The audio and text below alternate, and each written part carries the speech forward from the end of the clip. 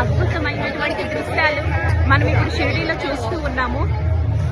పరిక్రమణ అంటే సాయినాథునితో పాటు షిరిడీ పురవీధులలో 14 కిలోమీటర్లు ప్రదక్షిణ చేయడమే పరిక్రమణ. మరి సాయినాథులు వస్తూ ఉన్నారు అంటే దుష్ట శక్తులు, నెగిటివిటీ, మనం అనుకునేది ఏదైతే ఉందో మొత్తం కూడా పారద్రోల పడుతూ ఉంది. మనకున్న అనారోగ్య సమస్యలు కానివ్వండి,